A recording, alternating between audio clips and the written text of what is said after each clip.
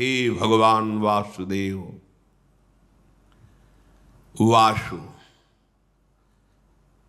समस्त ब्रह्मांड जिनके एक रोमकूप में वास करता है, ऐसे अनंत ब्रह्मांड जिनके रोम कूपों में वास करते हैं। वासु सर्वनिवासस्य विश्वान यशु लोमशु तस्य देवः परम ब्रह्म वासुदेव इति रीता। जिनके लोम कूपों में अनंत विश्व ब्रह्मांड स्थित हैं, वो सर्वनिवास, वो महान, वो परम पुरुष, महान देव स्वामी आपको वासुदेव कहते हैं। वही आप महान, वही आप परम पुरुष वासुदेव के रूप में है। चारों वेद पुराण इतिहास जितना भी वर्णन है प्रभु आपका है। कहीं भी किसी भी ब्रह्म ऋषि ने ऐसा नहीं देखा कि आपका तन, आपका ये शरीर सप्तम धातु से बना हुआ है। किसी वेद ने निरूपण नहीं किया, किसी मुनि ने ऐसा अनुभव नहीं किया। यहां हम सब साक्षी हैं, धर्म साक्षी है, सर्व साक्षी है, वेद साक्षी है कि आप सच्चिदानंदमय तनु भगवान वासुदेव हैं। किसका नमस्कार? जो कंस कारागार में चतुर्भुज रूप में प्रकट हो रहे शनकादि, उनका दर्शन करके वर्णन कर रहे हैं। मंगलमय भाद्रपद के कृष्ण पक्ष की अष्टमी है। मध्य रात्रि का समय, सब ओर घोर अंधकार छाया हुआ है, पर सारी प्रकृति एक नवीन आनंद उत्सव में भरी हुई है, क्योंकि प्रकृति के स्वामी परमात्मा का प्रादुर्भाव हो रहा है। उल्लास में भरी हुई संपूर्ण प्रकृति है। प्रकृति के परम आश्रय, प्रकृति को भी सृजन करने वाले परम देव पधार रहे हैं, तो प्रकृति उल्लसित होकर उनका स्वागत कर रही है। दिशाओं में प्रसन्नता छाई हुई है। यद्यपि बहुत ही आसुरी प्रवृत्ति का बोलबाला है, एक से एक बड़े भयंकर असुर प्रकृति के अधिकार संपन्न जन हैं। भौमासुर, बड़े बड़े जरासंध, कितने कितने ऐसे, और कंस के तो बल से प्रभावित होकर अपनी पुत्रियों का ब्याह जरासंध ने किया था। महान बलि जरासंध। सब तरफ दुख, क्लेश, अशांति फैली हुई है, पर प्रभु का अवतार हो रहा है तो इस समय आनंद ही आनंद छाया हुआ है। स्वयं नदियों का जल निर्मल हो गया। सरोवरों में रात्रि में ही कमल खिल उठे। वृक्षों की शाखाएं बिना ऋतु के पुष्प और फल से संपन्न हो गई। जो भजन करने वाले यत्र तत्र साधु महात्मा हैं, उनको एक अलौकिक आनंद की अनुभूति हो रही है, क्योंकि उनके प्राणाराध्य प्रकट हो रहे हैं। वायु सेवा कर रही है, शीतल मंद सुगंध प्रवाहित हो रही है। देवताओं की दुंदुभियां बिना बजाए अपने आप बजने लगी, क्योंकि सर्वलोक महेश्वर का प्रादुर्भाव हो रहा है। गंधर्व किन्नर एक अलौकिक प्रेरणा से गान कर रहे हैं, नृत्य कर रहे हैं। रात्रि के समय सिद्ध चारण, बड़े बड़े पदाधिकारी लोक के लोकपाल जो ईश्वर कोटि के हैं, सब स्तवन कर रहे हैं। एक अद्भुत जो समाधि में आनंद प्राप्त होता है महत योगी जनों को, आज सबको स्वाभाविक एक शीतलता, शांति, एकाग्रता, परमानंद की अनुभूति हो रही, क्योंकि भगवान का प्रादुर्भाव हो रहा है। अनंत सूर्य, अनंत चंद्रमाओं जैसा, जहां कंस का कड़ा पहरा है, राक्षसी स्वभाव के मायावी द्वारपाल हैं, जो कोई सूक्ष्म रूप धर के भी आ जा नहीं सकता है, ऐसे मायावी हैं कंस के पास, जो उस समय वर्तमान में द्वारपाल लगे हुए हैं, क्योंकि उसको भय, ये आखिरी संतान है, यही मेरी मृत्यु का कारण होगी, बहुत सावधान है। जैसे अनंत सूर्य चंद्र एक साथ प्रकाशित हो गए हों, ऐसे मथुरा में कंस कारागार में दिव्य प्रकाश प्रकट हुआ। देखा शंख चक्र गदा पद्म धारण किए हुए चतुर्भुज विशाल नयन, वक्षास्थल पर दिव्य श्रीवत्स चिन्ह, भृगुलता भृगु जी के चरण चिन्ह, रत्नहार धारण किए, विविध आभूषण, दिव्य कांति, किरीट मुकुट कुंडलधारी, अंग अंग से सौंदर्य और ऐश्वर्य टपक रहा है। सौंदर्य और ऐश्वर्य अंग अंग से, ऐसा दिव्य अद्भुत रूप देखकर वसुदेव देवकी कितने कष्ट में थे। विचार कीजिए कितने कष्ट। ऐसे दुष्ट स्वभाव के शासक, और उसको भय है कि इनसे संतान जो होगी वो मेरी मृत्यु का कारण, बड़ा कष्टमय जीवन, घोर अंधकार में, जेल में, हथकड़ी बेड़ी पड़ी हुई। हमें थोड़ा कष्ट होता है हम भगवान को शिकायत करने, ये इतने महान तप संपन्न हैं कि भगवान की पिता होने का सौभाग्य, पर कैसा कष्ट है, घोर पहरा है। उस अंधकार में ऐसे तेजो में रूप को देखकर अद्भुत आनंद वसुदेव और देवकी जी को हुआ। भगवान प्रकट होकर उन्हें अभय वचन दे, अब आप डरो मत, जहां मैं पधारता हूं वहां क्लेश परंपरा ही खत्म हो जाती है। तुम्हें याद कराने के लिए बता रहा हूं, तुमने पूर्व में हमारे को प्राप्त करने की तपस्या की है। भगवान के इशारे से उनको पूरा बोध हो रहा है। तुम कंस के भय से अधीर हो रहे हो। कंसादह मधीरधी, अब तुम्हें किसी से भयभीत होने की जरूरत नहीं। जो मुझे स्वीकार कर लेता है, जिसे मैं स्वीकार कर लेता हूं, काल का भी उसके ऊपर भय नहीं रहता। अब तुम प्रसन्न हो जाओ। देखते देखते भगवान चतुर्भुज रूप से अंतर्धान होकर बाल रूप हो गए, रुदन करने लगे। भगवान का वो बाल रूप द्विभुज, चतुर्भुज ऐश्वर्य रूप, द्विभुज बाल रूप देवकी की गोद में। अब तो देखकर बहुत ही अधीर हो गए, क्योंकि वात्सल्य उमड़ा तो ऐश्वर्य का विस्मरण हो गया। ऐश्वर्य रूप इसीलिए दिखाया कि तुम भय मत करो, मैं सर्वलोक महेश्वर भगवान हूं। पर जीव ही बाल रूप में इंद्र नीलमणि कांति स्वरूप, अब तो अधीर हो गए और रुदन करते हैं कि प्रभु, जहां ये सूर्य उदय हुआ, द्वारपालों ने बताया जाके तहां वो दुष्ट आएगा और आपको मार देगा।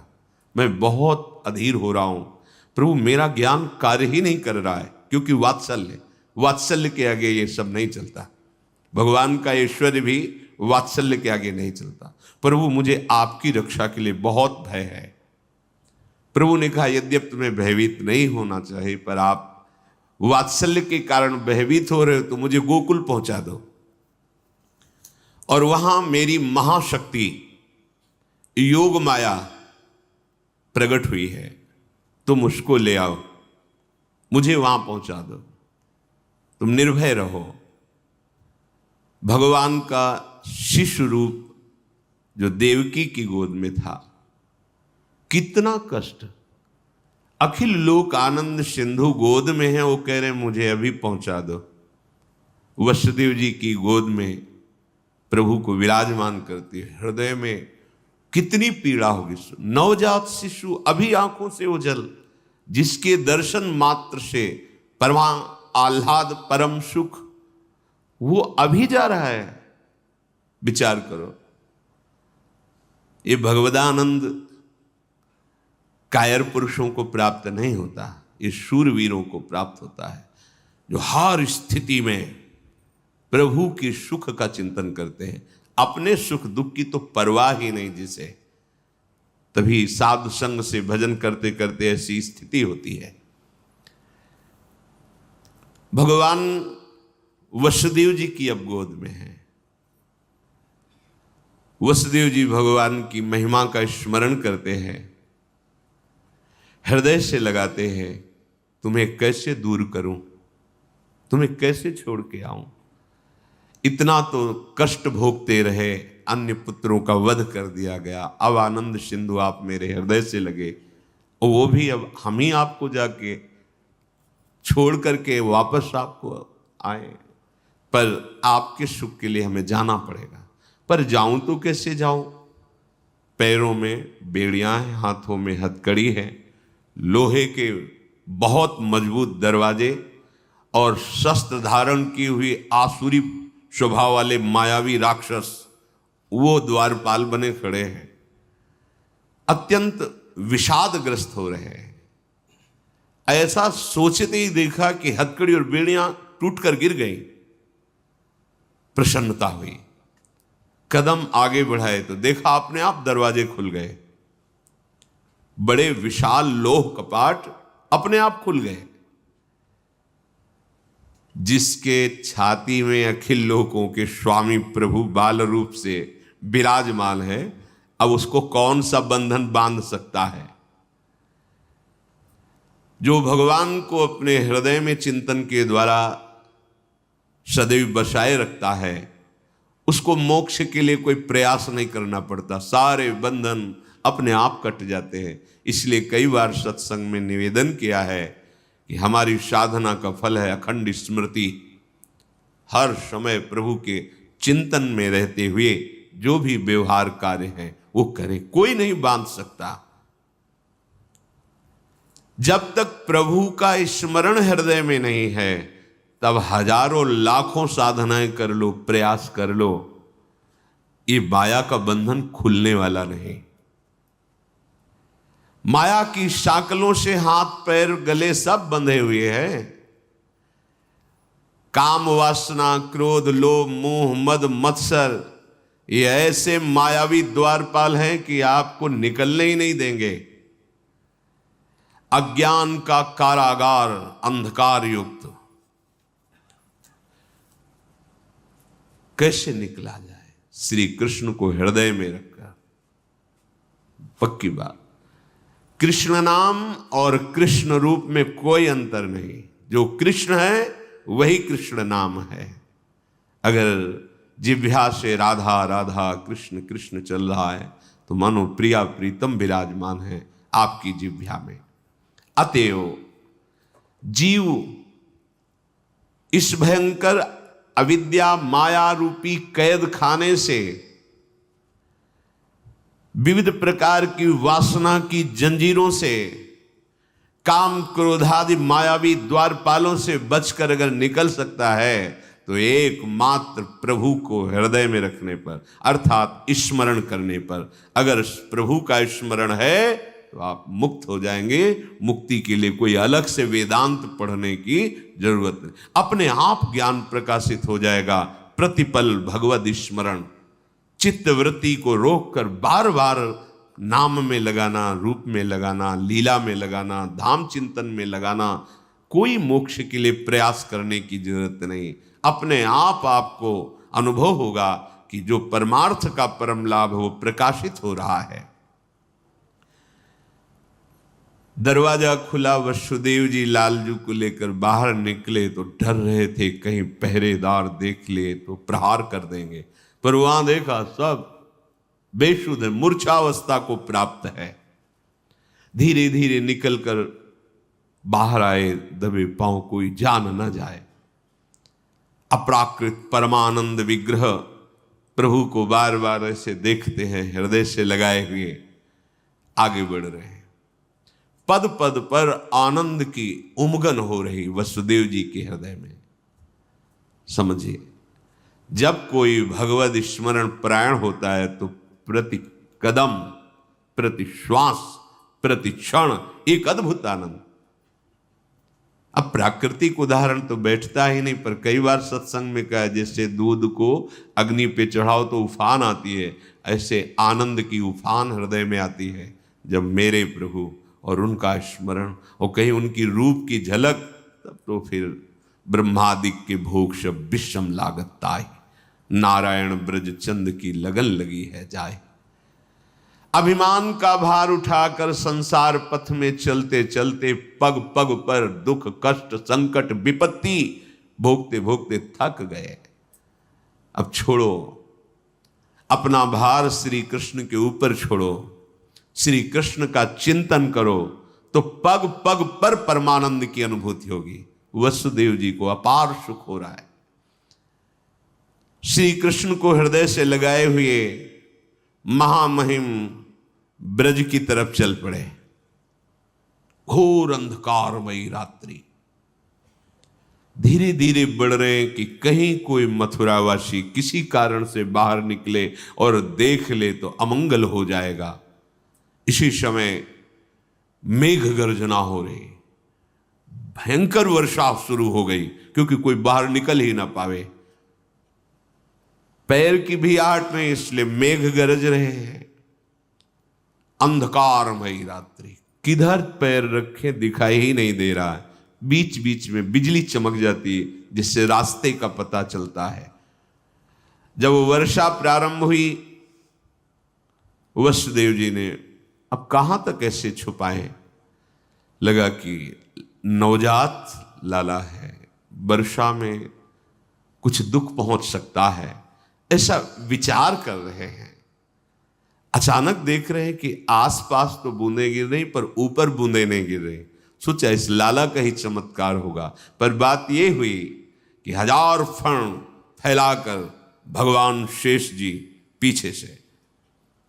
पीछे से फणों की छाया किए हुए, वसुदेव के अंग में ही एक बूंद नहीं पड़ रही, फिर लाला की तो बात जाने दो। ये अनंत देव भगवान शंकरषण है, जो भगवान का ही दूसरा स्वरूप है, पर अनादि सिद्ध ये दासत्व भाव से है। प्राण प्यारे प्रभु की सेवा सदैव इनका जीवन है। क्षीर समुद्र में गौर वर्ण धारण किए हुए जब जब अवतार लेते तब भी गौर वर्ण होता है, चाहे लखन लाल के रूप में या बलराम के रूप में। भगवान की शैया बने रहते हैं, भगवान इन्हीं पर शयन करते हैं। सय्यासन परिधान पादुका छत्र चामरैहि किम नाभूस्तस्य कृष्णस्य मूर्ति भेदैस्तु मूर्तिषु। ये भगवान अनंत हमारे प्रभु की पादुका बनते हैं, यही सैया बनते हैं, यही आसन बनते हैं, यही प्रभु के वस्त्र बनते हैं, यही छत्र चंवर विविध रूप धारण करके हमारे प्रभु श्री कृष्ण की सेवा करते हैं। भगवान शेष संकर्षण अनंत महिमा युक्त। वसुदेव जी को पता नहीं चल रहा कि हमारे पीछे भगवान अनंत शास्त्र फण ऐसे फैलाए हुए चल रहे हैं।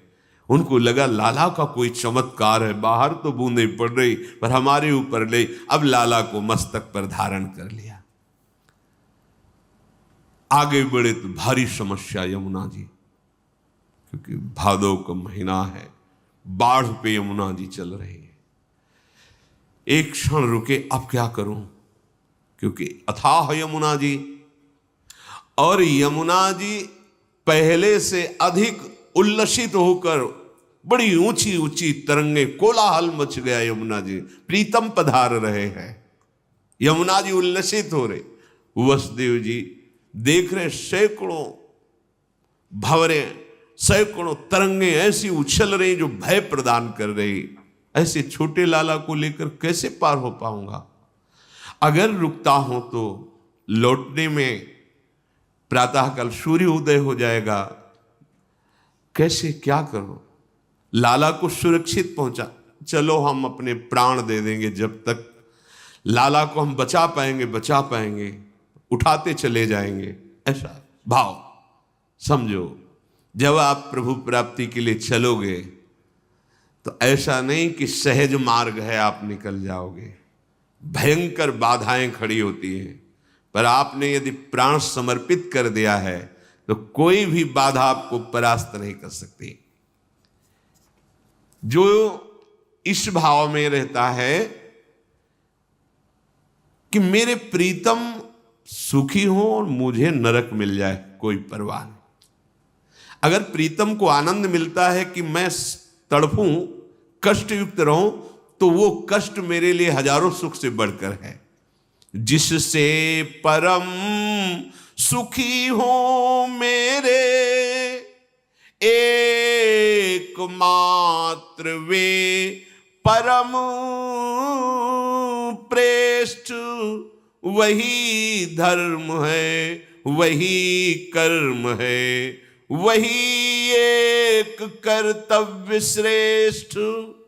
फिर चाहे वो चिरबंधन हो चाहे तुरंत ही मोक्ष, हो चाहे अज्ञान तमो में, हो चाहे ज्ञान अपरोक्ष, हो अनंत कालीन स्वर्ग सुख, चाहे नरक यंत्रणा घोर, हो अशांति के बादल छाए, चाहे नित्य शांति सब ओर, हो अतिशय दारिद्र भले, हो चाहे अतिशय भोग विलास, हो चाहे कर्मों का जीवन, चाहे पूर्ण कर्म संन्यास, बंध मोक्ष अज्ञान ज्ञान से, स्वर्ग नरक से नहीं संबंध, रहा न भोग ऐश्वर्य परम दारिद्र घोर का कुछ भी बंध, नहीं किसी में राग तनिक भी, नहीं किसी से भी वैराग्य, नहीं किसी में राग तनिक भी, नहीं किसी से भी वैराग्य, प्रीतम का बस एकमात्र सुख ही मेरा जीवन सौभाग्य। ये है नंद के आनंद भय। ये चाहे मुझे घोर नरक मिले, घोर यंत्रणा मिले, पर मेरे प्रीतम को सुख पहुंचना चाहिए, वही मेरा कर्तव्य है, वही मेरा धर्म है, वही मेरा कर्म है।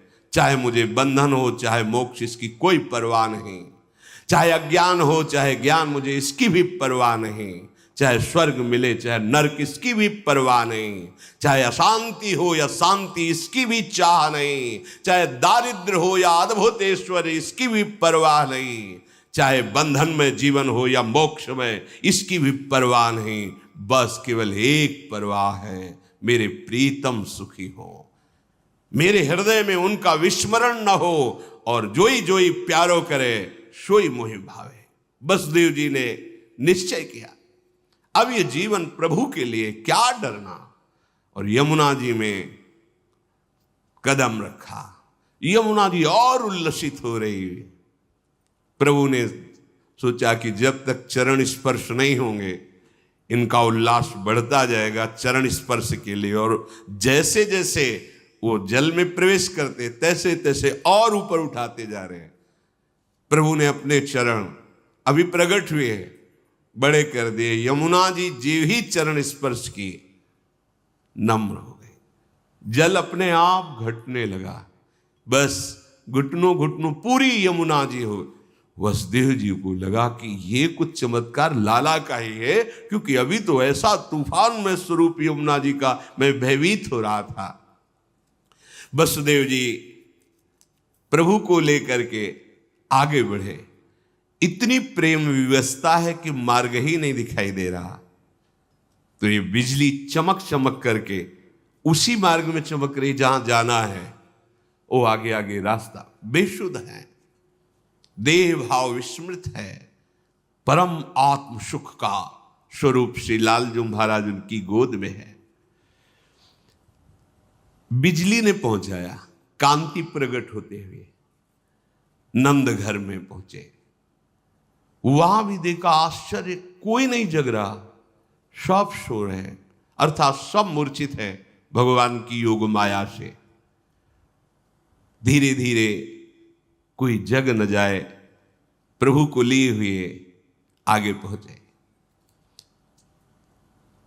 बिजली चमक रही थी, मार्ग दिखाई नहीं दे रहा था, तो बिजली ने बताया, भावे जब परमार्थ का पथिक आगे चलता है तो उसे सूझता नहीं है, क्योंकि बड़ा सूक्ष्म मार्ग है। तो जो ज्ञान ज्योति है वो उसे मार्ग बताती है। जो अपना लक्ष्य है वहां तक पहुंचने के लिए फिर किसी के पूछने की जरूरत नहीं होती। जब आपकी अखंड स्मृति चलती है सच्ची सच्ची, किसके आगे क्या, आगे का मार्ग पूछना नहीं होता, वो प्रकाशित होता है, दिखाई देता है। ये अंतर का, हृदय का होता है, ये कोई बाहरी यात्रा नहीं है।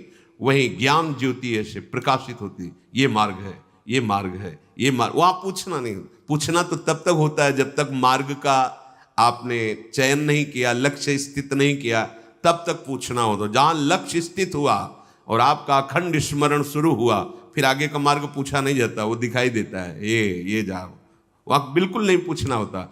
इसके बाद क्या होता है, कैसे चला जाता, ये सब उनकी बातें हैं जो अभी चित्त का समाधान नहीं हुआ, अभी लक्ष्य दृढ़ नहीं हुआ। कभी भी भगवत मार्ग का पथिक पथ भ्रष्ट हो ही नहीं सकता, क्योंकि ज्ञान ज्योति उसके हृदय में प्रकाशित होकर मार्गदर्शन कराती रहती है। स्वयं वो तेज उसका पथ प्रदर्शक बन जाता है। सच्ची बात, सच्ची बात। आगे आगे ये है, अब ये स्थिति आ रही है, अब ऐसे चलना है, ये बाधा यहां है, इसको हटाना है, अंदर ही अंदर आने लगता है। पर ये उसका जिसका लक्ष्य दृढ़ हो गया है और स्मृति अखंड। नंद भवन में पहुंचे, वही विकलता फिर प्रारंभ कि ऐसे सुंदर शिशु को यहां विराजमान करके इनको छोड़ के जा, पर चलो इनका सुख हो, इनका मंगल हो। तो जब शिशु को पधराया तो उनकी दृष्टि थी, आदेश हुआ था कि वहां कन्या प्रकट हुई, तो देखा कि पार्श्व में कन्या है। कन्या पर दृष्टि जाते ही उनकी दृष्टि, क्योंकि वो योग माया है, वो ये नहीं देख पाए कि लाला में लाला समा गया। लाला पहले से विराजमान है यशोदा जी की पार्श्व में, और लाली, ये लाली योग माया है, और जो लाला है वो निकुंज से आए हुए लालजू महाराज। पर ये रहस्य वसुदेव जी ने भी नहीं जाना। कन्या को उठाया, फिर हृदय में दाह, क्योंकि प्रभु को छोड़कर जा रहे, हृदय में वियोग है, अब कब दर्शन होंगे आपके। ये बात किसी को पता नहीं है। धीरे धीरे कदम बढ़ाते हुए आए, जैसे आए वैसे ही मार्ग व्यवस्था होती गई। जे ही अंदर गए, कपाट बंद, हथकड़ी बेड़ी लग गई, कन्या गोद में, पहरेदार जग गए। यहां भी किसी को होश नहीं नंदालय में। पर ये जो चतुर्भुज भगवान ऐश्वर्य में बाल रूप से आए, वो नंद बाबा के लाला में विलीन हुए। हरिवंश महाप्रभु कहते हैं, आनंद आज नंद के द्वार। कौन है नंद के यहां जिसका आनंद मनाया जा रहा है? बोले, दास अनन्य भजन रस कारण प्रगटे लाल। और वहां ऐश्वर्य में भगवान, और यहां बिहारी जो वृंदावन में नित्य विहरण करते हैं प्रियाजू के साथ, इसी रस का पान कराने के लिए युगल सरकार पधारे। तो जो लालजू महाराज है वो नंद। आनंद आज नंद के द्वार प्रकट हो रहे। कौन? दास अनन्य भजन रस कारण। यहां परित्राणाय साधूनाम विनाशाय च दुष्कृताम देवकी नंदन भगवान पधार रहे हैं।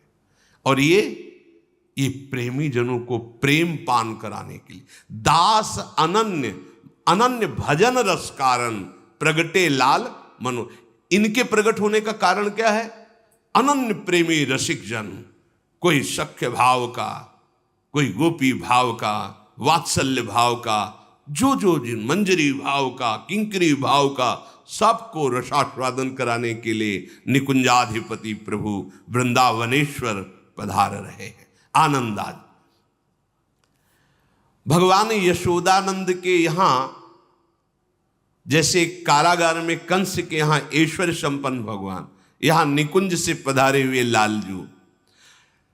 कोई ये सोचे ना कि ये कोई कल्पना है, कि ये अपनी कल्पना में बोल रहे हैं। भगवान कोई 10-20 थोड़ी होते हैं।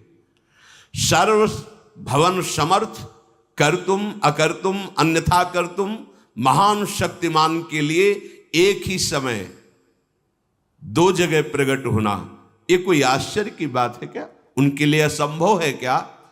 जो भगवान करोड़ों असंख्यों गोपियों के साथ एक ही समय रासमंडल में एक एक गोपी के बीच में प्रकट है, उनको मथुरा की जेल में और नंद बाबा के भवन में अलग अलग प्रकट होना कोई आश्चर्य की बात है? जो भगवान द्वारिकाधीश जिनकी दिनचर्या देखने के लिए नारद जी जाते हैं, तो 16,108 महल में अलग अलग हर रानी के पास भगवान अपनी दिनचर्या करते हुए नारद जी को दर्शन देते हैं। ये कोई आश्चर्य की बात है? भगवान सर्वाश्चर्यमय है। गोपराज नंद जी समस्त समृद्धियों के स्वामी हैं, पर उनकी कोई पुत्र नहीं था। अवस्था बड़ी हो गई थी। प्रेमी हृदय ब्रजवासी जन सब जब बैठक में बैठते तो क्रमशः यही बात आ जाती, बात करते करते, कि गोपराज यदि आपके कोई पुत्र होता तो जैसे बैठक में आप उच्चासन पर विराजमान, ऐसे वो विराजमान होते, हम सब ब्रजवासी धन्य होते। बाबा का हृदय जल जाता। अब क्या करें? विद्वान ब्राह्मणों से सलाह ली तो उन्होंने बताया कि अगर यज्ञ किया जाए तो भगवान हरि प्रसन्न हो जाते हैं और फिर पुत्र प्रदान करते हैं, तो आप पुत्रेष्टि यज्ञ कीजिए। बाबा के पास समृद्धि थी ही, पुत्रेष्टि यज्ञ, ब्राह्मणों की वेद ध्वनि गूंज रही है। पर एकांत में बैठ कर के नंद बाबा यशोदा जी से कहते हैं कि यशोदा, ये यज्ञ हो रही है, पर इसकी सामर्थ्य नहीं कि मुझे मेरे जैसे भाव में स्वप्न में पुत्र आया है वैसा यज्ञ से प्राप्त होगा। मेरे भाव में श्याम सलोना ऐसा आकर्षण करता रहता है और मुझे पक्का विश्वास है कि वो किसी कर्म से नहीं प्राप्त होता है। पुत्रेष्टि यज्ञ में मेरा विश्वास है, पर यह निश्चित किसी कर्म या यज्ञ आदि का फल वो नहीं हो सकता। मेरे मन में एक अद्भुत सौंदर्य युक्त बालक खेलता रहता है। मैं तुम्हें बताया नहीं है, पर वो किसी कर्म जनित, तपस्या जनित उसका फल नहीं है, क्योंकि कर्म का फल जितना भी है वो सब चंचल है, स्थायी नहीं है। मैं जिसे देखता हूं वो अचल है, वो अचिंतनीय है, वो स्वयं मेरे हृदय में प्रकाशित हुआ है। मैंने एक स्वप्न देखा है, उस स्वप्न में वो इतना सुंदर बालक है कि भगवान वैकुंठाधिपति नारायण को भी हमने ध्यान में देखा है, वैसे वो भी सुंदर नहीं है। उस बालक के समान भगवान वैकुंठाधिपति नारायण भी सुंदर नहीं है। नंद बाबा कहते, मुझे ऐसा लगता है कि ये जो सौंदर्य माधुर्य निधि बालक है, ये मुझे किसी भी कर्म से प्राप्त नहीं हो सकता। हां, वो कृपा करके आवे तो बात अलग है। मेरा हृदय ऐसा कहता है, होने दो, यज्ञ हो रही, पर यज्ञ से वो प्राप्त हो जाए ऐसा। ब्रजराज की बात सुनकर यशोदा मैया ने कहा, अच्छा आपको स्वप्न हुआ है? नंदराज ने कहा, हां, तुम हमारी अर्धांगिनी हो, शयधर्मिणी हो, तुमसे क्या छुपाऊं। एक दिन मैंने देखा, तुम पागलपन मेरा मत समझना, मैंने देखा श्यामश्चंचल चारु दीर्घ नयनो बालस्तवांक स्थले दुग्धोद्गारि पयोधरे स्फुटमसौ क्रीडन्मया लोक्यते स्वप्नस्तत्किमुजागरः किमथ वेद एतन्न निश्चीयते सत्यम ब्रूहि सधर्मिणी स्फुरति किम सोयम तवाप्यंतरे। हे यशोदा, मैंने देखा कि दिव्यात दिव्य नीलमणि सदस्य ऐसा श्याम वर्ण, कैसे वर्णन करूं, उस बालक के ऐसे विशाल चंचल मनोहर नेत्र हैं, और वो बालक तुम्हारी गोद में तुम्हारे स्तनों का पान कर रहा है। मैं देखा, और भांति भांति की मेरे आंगन में खेल कर रहा है। बाबा के आंखों में आंसू आ रहे। मेरे में ना इतना तप है, ना भजन है, मैं कैसे उसे प्राप्त कर सकता हूं? पर मैं देखता हूं, इसीलिए कहा कि मेरा पागलपन मत समझना। जब से वो स्वप्न देखा तो मैं जागने पर भी उसी में खोया रहता हूं। मुझे वैसे ही दिखाई देता लीला करते हुए आंगन में तुम्हारी गोद में। सत्य बताओ, क्या तुमको भी कभी ऐसा संकेत हुआ है? बाबा की बात सुनकर मैया तो विकल हो गई और गदगद कंठ से कहने लगी, ब्रजराज बिल्कुल ऐसा ही स्वप्न हमने देखा। हम तो ये इसलिए नहीं कह रहे थी कि आप कहोगे कि ये शब्द तुम कल्पना करके कह रहे हो, पर हमने ठीक ऐसा ही देखा जैसा आप वर्णन कर रहे हो। और आपने देखा जैसे स्तन पान कराते हो, मैंने देखा कि मेरे स्तनों का पान कर रहा है, मैं दुलार कर रही हूं, पर ये असंभव है, मेरे भाग्य इतने कहां। मैं इसलिए ऐसा समझकर कभी आपसे बात नहीं की। कहां मैं और कहां वो दिव्य बालक। ब्रजराज नंद ने कहा, फिर तो संभव है, क्योंकि वो आना चाहता है पक्का। मेरे भी हृदय में, आपके भी हृदय में, मेरे भी स्वप्न में, आपके भी स्वप्न में। इसका मतलब ये मेरी कल्पना या स्वप्न नहीं है, ये सत्य विषय है। पर यह संभव कैसे हो सकता है? अखिल ब्रह्मांडों की सृष्टि करने वाले भगवान श्री हरि का मैं जब से शुद्ध सम्हारा आराधन कर रहा हूं, अगर उनकी हमारे ऊपर कृपा है तो ये मेरा मनोरथ है, मेरा स्वप्न सत्य होगा। हरि कृपा करें तो असंभव भी संभव हो जाता है। ये दुर्लभ बात मेरे लिए तो असंभव, पर हरि कृपा से असंभव संभव हो सकता है।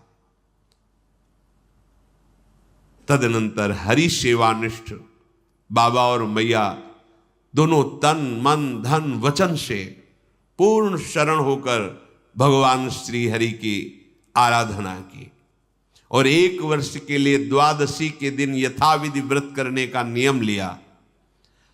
द्वादशी व्रत की संख्या वृद्धि के साथ साथ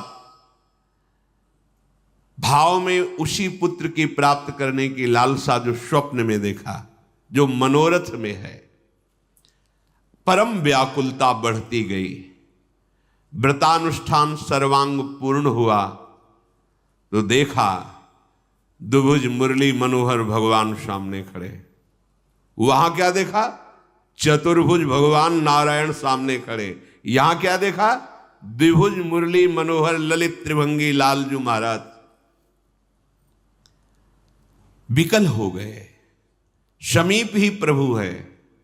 कृपा दृष्टि से मुस्कुराते हुए बड़ी बड़ी मधुर वाणी में कहा, अहो मयि अभिषक्तौ भक्तौ कथम निर्विद्य खिद्ये थे योषावतसी कुसुम सुषमा सुकुमारः कुमारः सस्वदेवानुभवतोर्भवतो कुमारतया स्फुरति सतु सदा भवतो रेवानुगतः प्रतिकल्पम स्वभक्ति प्रवर्तनाय दिव्यमत प्रवर्तित द्रोणधरा रूपांश कलावतो तदभूरि भाग्यम इत्यादि रीत्या ब्रह्माद्यलभ्य साक्षात् तत्फल साक्षात्काराय स्वयमेव पृथिव्यां भवतोर्भवतोरेव भवं लभत एव अचिरादेव रुचिरा रुचिरेशा युवयो सफलतां बलिता। प्रभु ने कहा, नंद यशोदा, तुम मेरे परम प्रेमी आसक्त भक्त हो, तुम खिन्न मन क्यों हो? जो मेरा आसक्त चित्त होता है उसके लिए कोई दुर्लभ बात नहीं होती। ये जो तुम अतिशी कुसुम के सदस्य श्याम सुंदर सुकुमार का स्वप्न देखा, मैं ही था। वो स्वप्न नहीं था, मैं स्वयं आया था।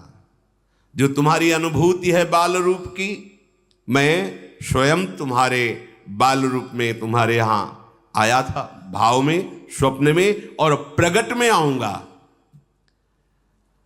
वात्सल्य प्रेम का तुम्हारे हृदय में अथाह समुद्र है। तुम द्रोण और धरा हो। तुमने बहुत बड़ा भजन तप किया है जो ब्रह्मादि के लिए भी दुर्गम है, अलभ्य है। मैं तुम्हारे ऊपर बहुत प्रसन्न हूं।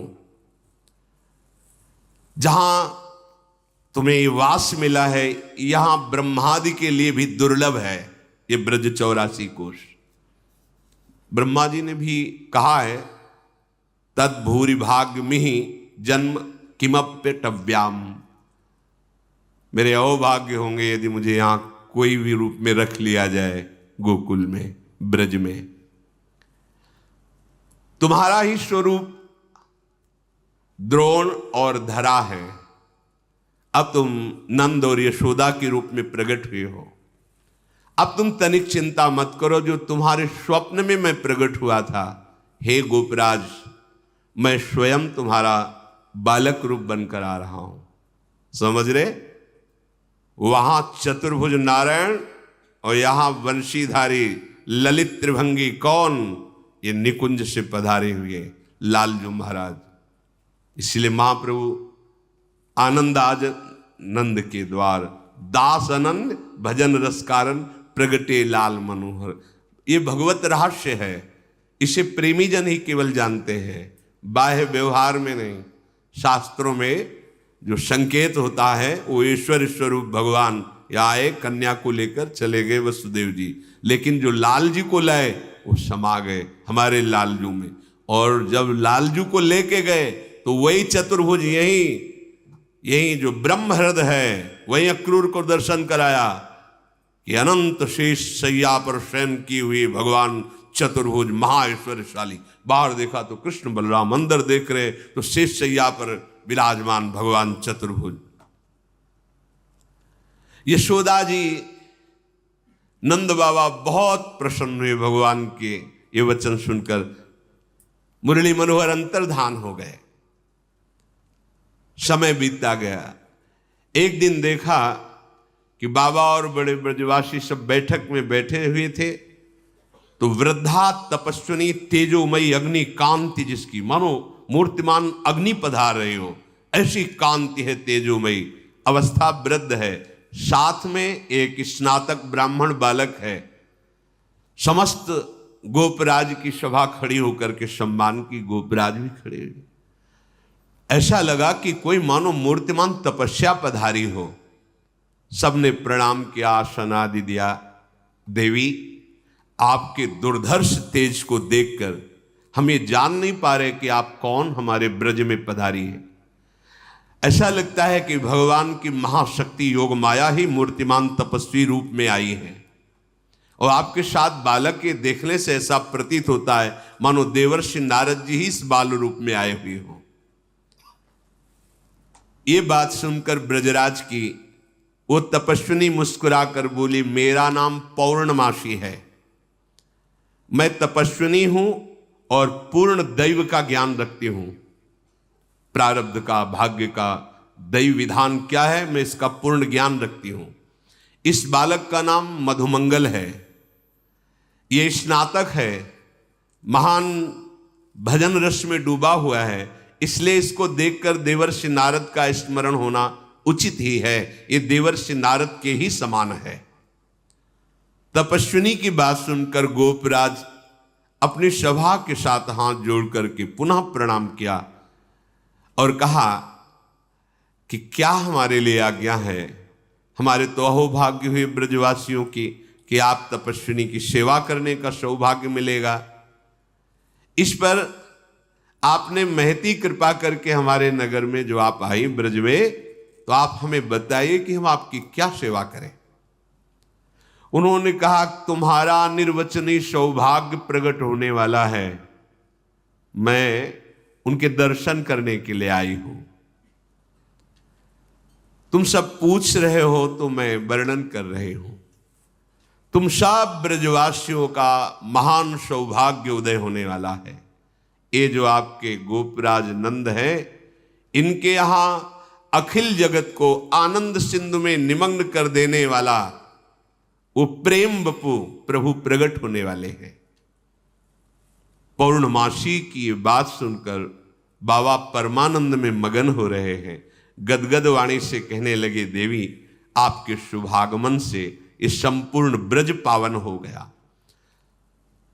हम आपके लिए कृष्णांतिके के समीप एक पर्णकुटी बना देते हैं, आप रहिए।